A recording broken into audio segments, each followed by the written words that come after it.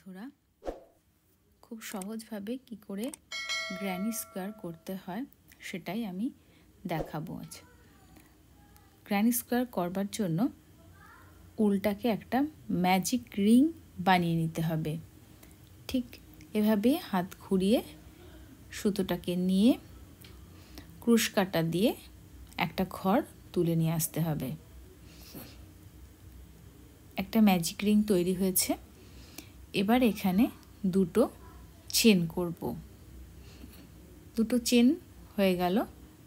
এরপর এখানে আরও দুটো ডাবল ক্রোশিয়ে করতে হবে। একটা, দুটো ডাবল ক্রোশিয়ে। এবার এখানে দুটো চেন করব। দুটো চেন করবার পর এবার এখানে তিনটে ডাবল ক্রোশিয়ে করতে হবে।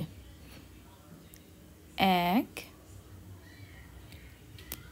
দুই, তিন। তিনটে ডাবল ক্রোশিয়ে করলাম। একটু টেনে নিলাম, রিংটা একটা বড় হয়ে গেছিল।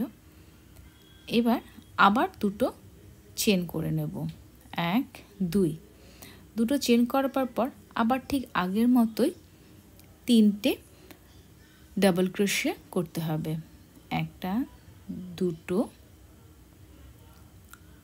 তিনটে। তিনটে ডাবল ক্রোশিয়ে করে নিলাম।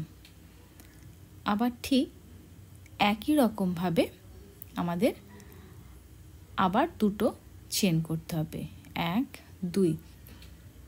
দুটো চেন করবার পর আবারও তিনটে ডাবল ক্রোশিয়ে করে নিতে হবে।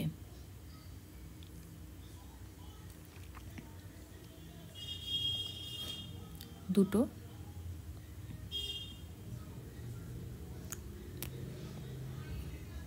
তিনটে ডাবল ক্রোশিয়ে হয়ে গেল। একটা, এবার এটাকে টেনে ছোট করে নেব। একটা, দুটো, তিনটে, চারটে কোণ হয়ে গেল। লাস্ট কর্নারে আবার দুটো চেন করে নিলাম। করে প্রথম এই 2 নাম্বার যে চেনটা হয়েছিল সেখান থেকে উলটাকে নিয়ে একটা স্লিপ স্টিচ করে নিলাম।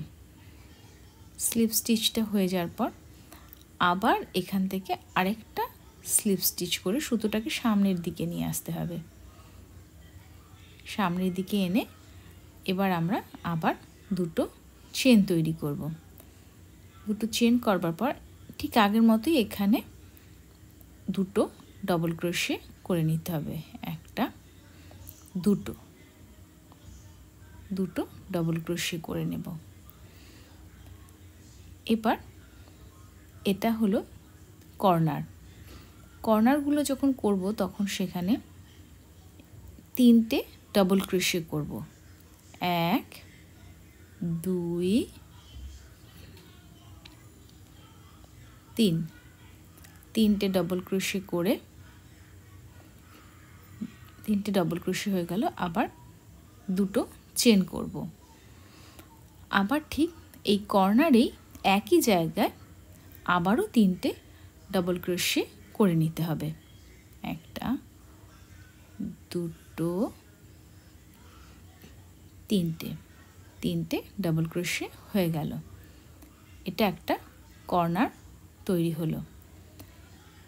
দ্বিতীয় কর্নার হয়ে গেল। এটা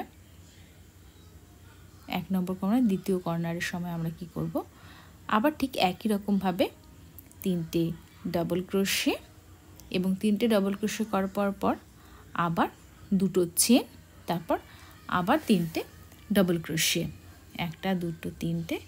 এবার দুটো চেন করে নিলাম। আবারও দুটো ডাবল ক্রোশিয়ে করে নেব এই একই ঘরে।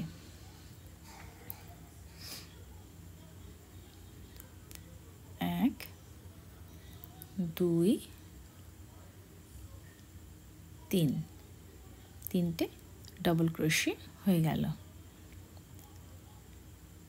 এবার এই কর্নারটার ক্ষেত্রে ঠিক একই রকমভাবে তিনটে ডাবল ক্রোশিয়ে, দুটো চেন, আবার তিনটে ডাবল ক্রোশিয়ে হয়ে গেছে। এটা আমাদের লাস্ট কর্নার। লাস্ট কর্নারের আগেই আমরা 3টে ডাবল ক্রোশে করে ফেলেছিলাম, একটা চেন, দুটো ডাবল ক্রোশে। এখানে লাস্ট টাইম 3টে ডাবল ক্রোশে করে এবার দুটো চেন, 1 2 দুটো চেন করে ঠিক আগের মতো 2 নাম্বার চেনে স্লিপ স্টিচ করে নিতে হবে।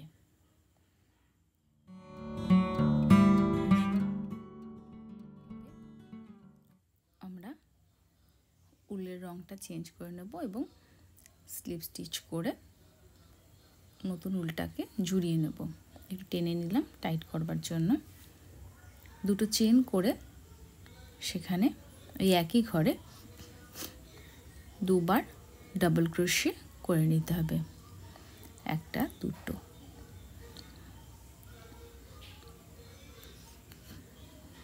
এবার এই পরের ঘরে 3টে ডাবল ক্রোশে করতে হবে, 1 2 3, 3টে ডাবল ক্রোশে করতে হবে।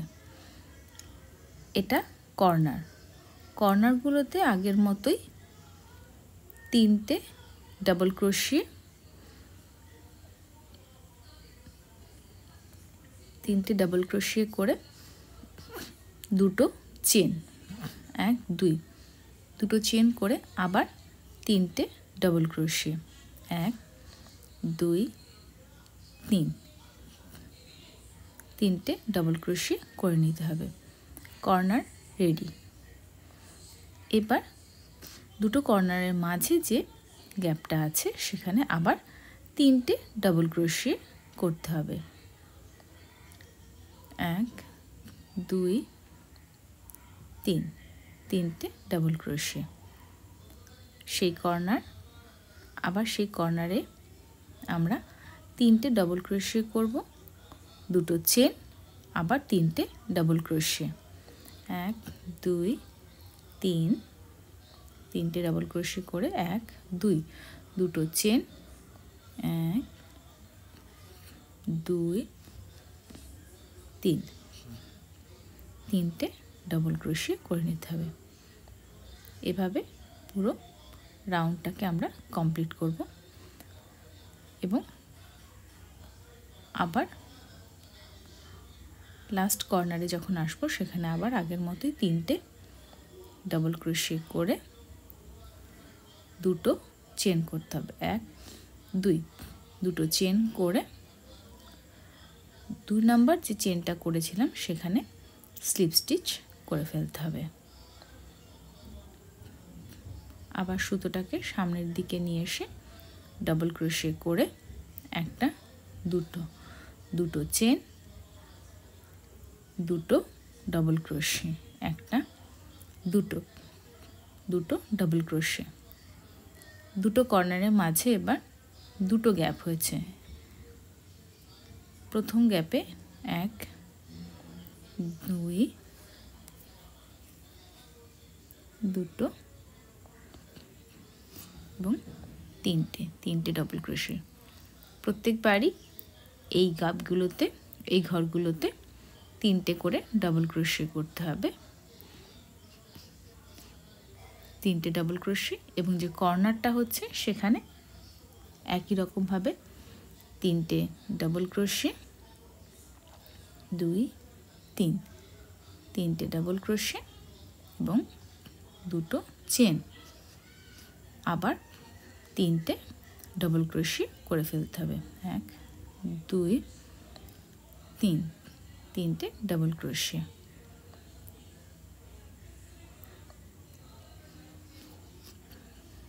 এখানে আবার 3টে ডাবল ক্রোশে। এভাবে পুরো রাউন্ডটাকে আমরা কমপ্লিট করব। দুটো 3টে ডাবল ক্রোশে হয়ে গেল। এবার কর্নারগুলোতে 3টে ডাবল ক্রোশে, 2 3, 3টে ডাবল ক্রোশে আর দুটো চেন, 1 2, আবার 3টে ডাবল ক্রোশে, একটা দুটো, তিনটে, তিনটে ডাবল ক্রোশে। এভাবে করে যেতে হবে এবং যতটা প্রয়োজন হবে বড় করবার ততটা বড় করতে হবে।